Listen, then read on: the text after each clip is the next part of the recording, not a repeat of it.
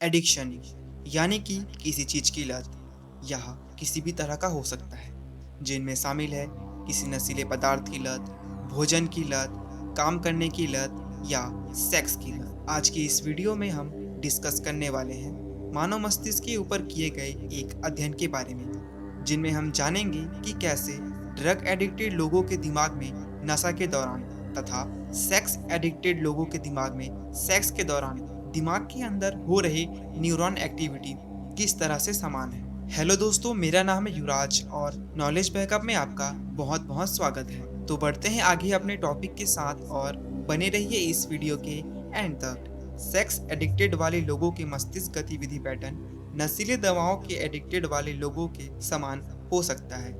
यह बात हमें एक नए अध्ययन से पता चला है। इस अध्ययन के लिए कुछ ड्रग एडिक्टेड तथा कुछ सेक्स एडिक्टेड लोगों को शामिल किया गया था। उनमें से सेक्स एडिक्टेड वाले लोगों ने बाध्यकारी यौन व्यवहार में सेक्स करना, पोर्नोग्राफी को देखना को कारण बताया है। इस दौरान उनके दिमाग में उन्हीं क्षेत्रों में एक्टिविटी देखी गई जो ड्रग एडिक्टेड वाले लोगों के दिमाग में ड्रग लेते समय देखा जाता है। इस अध्ययन के बाद से लोगों में यह बहस बढ़ गई है कि सेक्स एडिक्शन, जिसे हाइपर सेक्सुअलिटी भी कहा जाता है, उसे एक मानसिक बीमारी माना जाना चाहिए या फिर नहीं। इसके कुछ समय बाद तक इस पर अन्य अध्ययन तथा रिसर्च जारी रहा।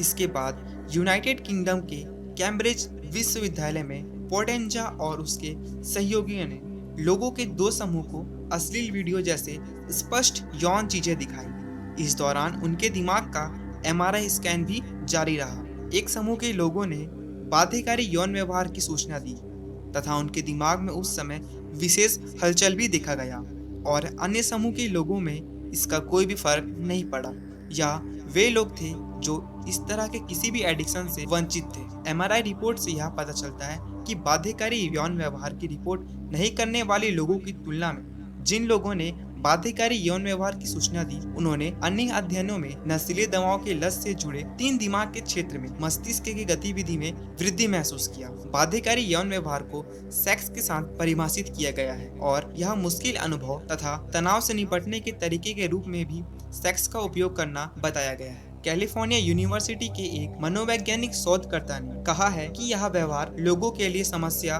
बन सकता है अगर यह रिश्ते या फिर काम में हस्तक्षेप करना शुरू कर दे। इस तरह के अध्ययन हमारी समझ की दिशा में एक नया कदम शामिल कर सकता है और सेक्स में अत्यधिक जुड़ाव और नशीले दवाओं का दुरुपयोग के बीच समानता स्पष्ट कर सकता है। तो इस रिपोर्ट से हम इस कंक्लूजन पर पहुंचते हैं कि जिस प्रकार ड्रग एडिक्शन हमारे दिमाग के 3 मुख्य हिस्से पर असर डालती है, उसी प्रकार सेक्स से पीड़ित लोगों के दिमाग में भी यह असर देखा जा सकता है। तो जिस तरह लोगों को ड्रग के एडिक्शन से निपटने के बारे में बात करते हैं, सेक्स एडिक्शन से उभरने के बारे में संघर्ष के लिए खुलकर सामने आना चाहिए। उम्मीद करता हूँ यह रिसर्च के बारे में आपको पूरी जानकारी मिल गई होगी और आपको यह पूरी तरीके से समझ भी आई होगी। इस तरह के वीडियोस के लिए सब्सक्राइब करें नॉलेज बैकअप। मिलते हैं अगली वीडियो में, तब तक के लिए धन्यवाद।